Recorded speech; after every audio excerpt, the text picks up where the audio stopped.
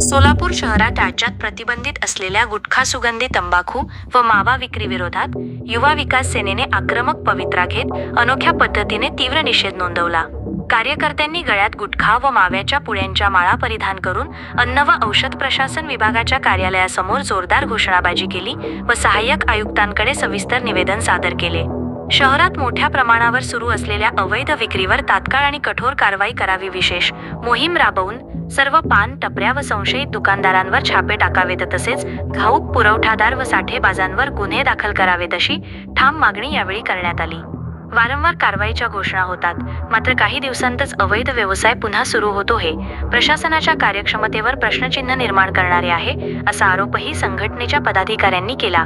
निवेदनात नमूद करण्यात आले की प्रतिबंधित तंबाखूजन्य पदार्थांच्या सेवनामुळे नागरिकांच्या आरोग्यावर गंभीर परिणाम होत असून कर्करोगासह विविध जीवघेणे आजार वाढीस लागत आहेत। त्यामुळे अन्न सुरक्षा कायद्याअंतर्गत जप्तीदंडात्मक कारवाई व कायमस्वरूपी बंदीची प्रभावी अंमलबजावणी करणे अत्यावश्यक आहे। युवा विकास सेनेने प्रशासनाला 7 दिवसांचा अल्टिमेटम देत स्पष्ट इशारा दिला की ठोस आणि दृश्यमान कारवाई न झाल्यास बेमुदत धरणे आंदोलन छेडण्यात येईल व त्यातून उद्भवणाऱ्या परिस्थितीस सर्वस्वी प्रशासन जबाबदार राहील।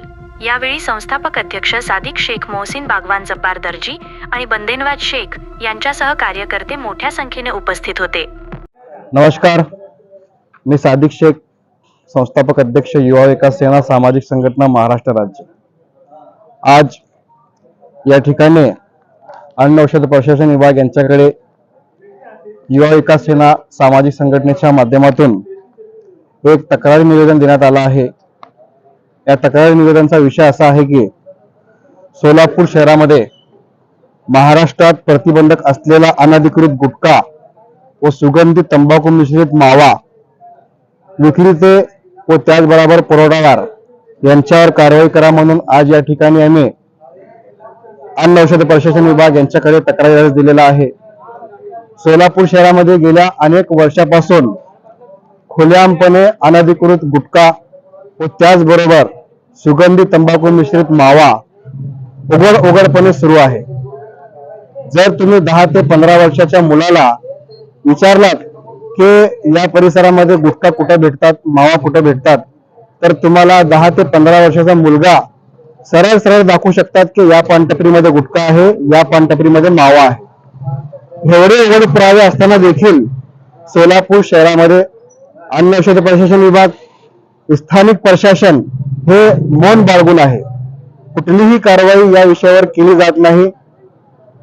कुठल्याही संघटनेच्या माध्यमातून ज्या वेळेस तक्रारी देण्यात येतात त्यावेळेस 2-4 दिवस सोलापूर शहरामध्ये गुटखा बंदी होतात, परंतु आज खुलेआमपणे या ठिकाणी मावा आणि गुटखा विक्री सुरू आहे।